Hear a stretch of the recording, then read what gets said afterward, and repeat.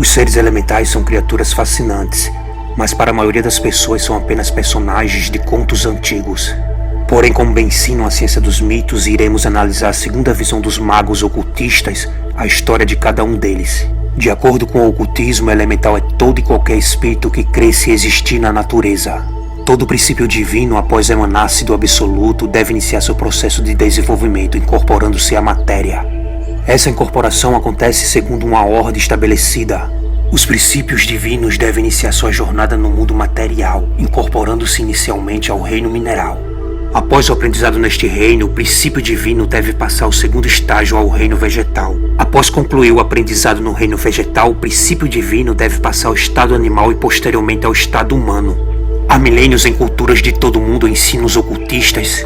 Assim como a natureza visível é habitada por indefinidos números de seres vivos, também no invisível, no plano astral deste mundo, vivem criaturas chamadas elementais.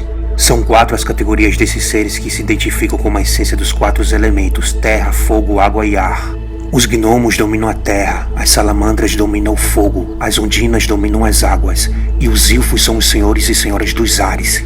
Existe uma certa discordância entre os mestres das ciências ocultas sobre a fisiologia dos elementais. Paracelso diz que não são espíritos porque eles têm carne, sangue e ossos, se reproduzem e morrem. Apesar das semelhanças, os elementais não são seres humanos, mas também não são espíritos. São parecidos com os homens em seu aspecto anatômico e metabólico. Por outro lado, tal como os espíritos livres são invisíveis para o alcance padrão da visão humana. Essa linha de pensamento considera que os elementais, como as fadas, são feitos basicamente de uma substância denominada éter.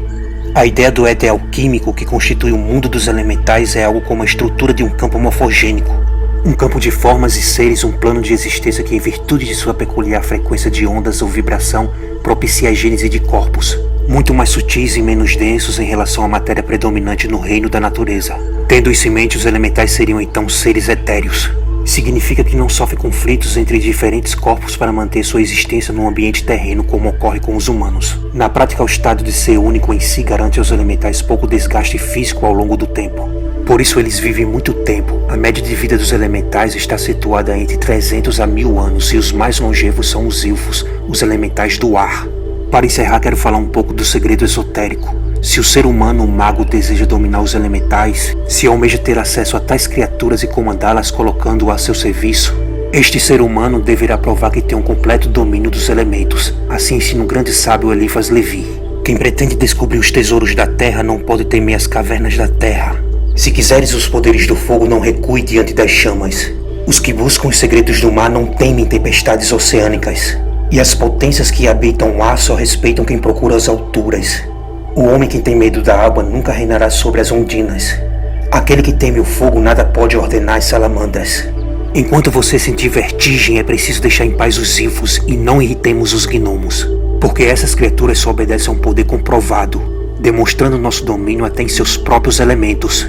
Conquistado esse poder indiscutível, será necessário impor aos elementos o verbo de nossa vontade. Mediante consagrações especiais dos 4 elementos, esse é o início de todas as operações mágicas.